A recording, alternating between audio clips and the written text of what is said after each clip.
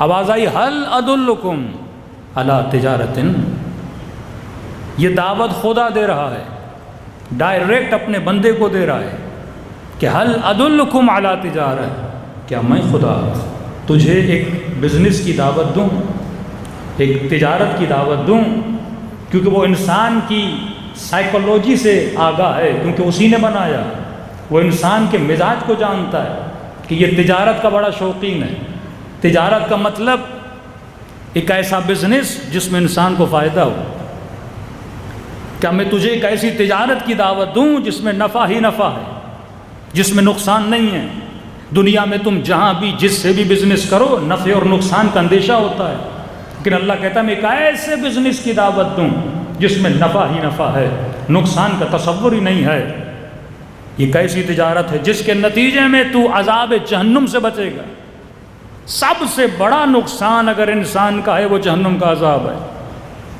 یعنی ہم پاکستان کی گرمی کو برداشت نہیں کرتے، تصور کریں جہنم کی گرمی کو کون برداشت کرے گا؟ جہنم کا مطلب آگ نہیں ہے، جہنم کا مطلب اذیت ہے۔ کئی لوگ سے پوچھتے ہیں نا زندگی مولانا زندگی جہنم بن گئی، کیا مطلب جہنم بن گئی؟ مطلب سکون ختم ہو گیا ہے۔ بندے کے پاس گھر ہے، دولت ہے، اولاد ہے، اولاد نافرمان بن جائے، کہ زندگی جہنم بن گئی۔ ایک عزت دار بندہ اور خدا نخواستہ اس کی بیٹی بھاگ جائے، اس کو اے سی میں سونا اچھا لگے گا؟ اس سال ہم یو کے میں تھے، ایک ریٹائرڈ فوج کا، وہاں پہ 90s میں کہہ رہے تھے مولانا ہم وہاں گئے،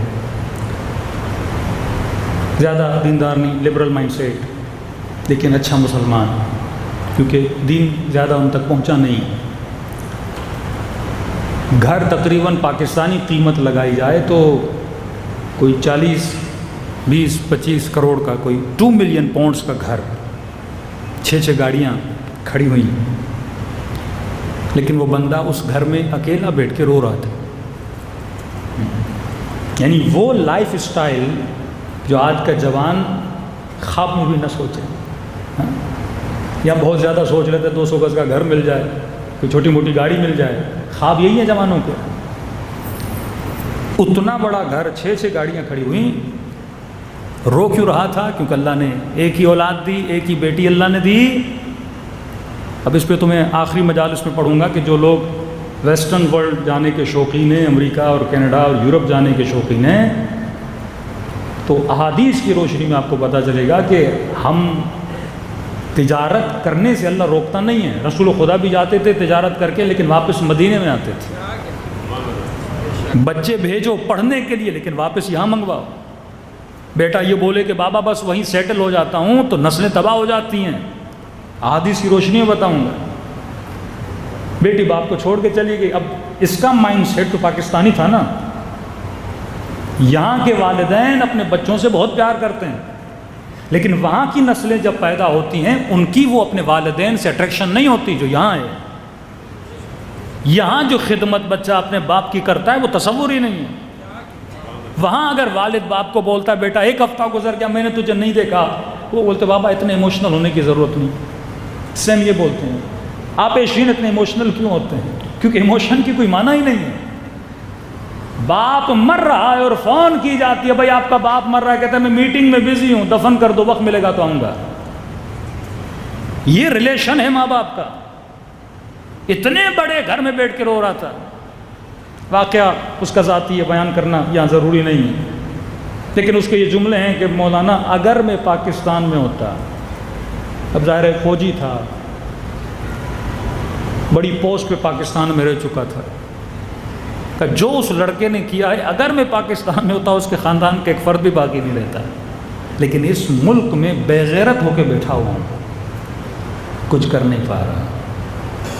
کیوں؟ کیونکہ انسان کو شروع سے جب آپ کی سلیکشن غلط ہو جائے گی، جب آپ اپنی زندگی کا مقصد مال و دولت و لگژری لائف سٹائل بنا دو گے، اتنے بڑے گھر میں رہتے ہوئے بھی انسان کیا ہو جاتا ہے؟ عدم سکون کی زندگی جی رہا ہوتا ہے۔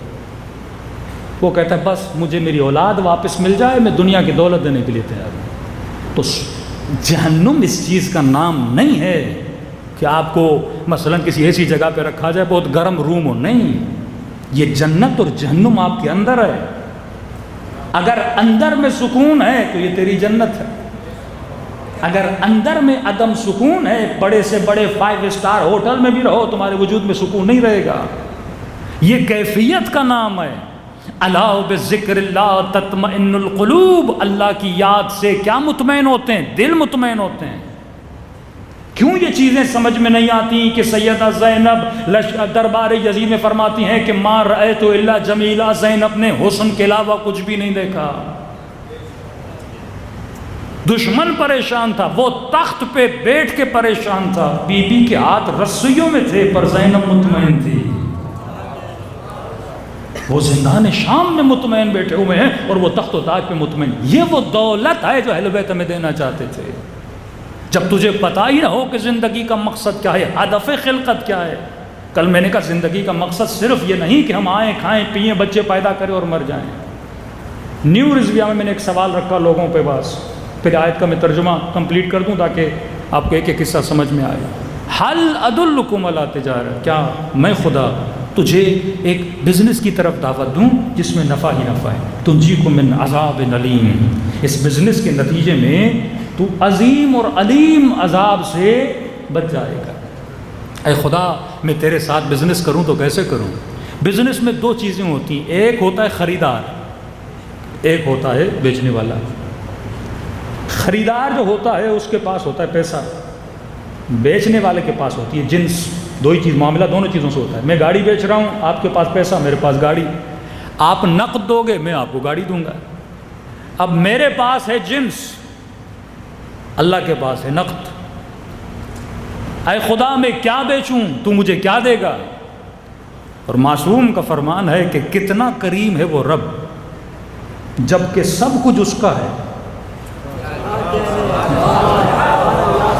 یعنی میرے پاس ہے کیا جو میں اللہ کو بیچوں؟ میرے پاس جو کچھ بھی ہے وہ کس کا ہے؟ پروردگار عالم کا ہے۔ مطلب ہاتھ دوں تو ہاتھ اس کے، زبان سے کچھ کہوں تو زبان اس کی، خون جو میری رگوں میں گردش کر رہا ہے وہ اس کا، دل جو میرے سینے میں دھڑک رہا ہے وہ اس کا۔ میرے پاس اپنا تو کچھ بھی نہیں ہے۔ کہ وہ اتنا کریم ہے، اپنی ہی چیزوں سے تیرے ساتھ تجارت کرتا ہے۔ تبھی کربلا میں یہ فلسفہ آپ کو سمجھ میں آتا ہے۔ ایک انگریز خاتون کہتی ہے جب میں نے کربلا پڑھی تو مجھے سمجھ میں نہیں آئی۔ میں نے کہا وہ کیسے؟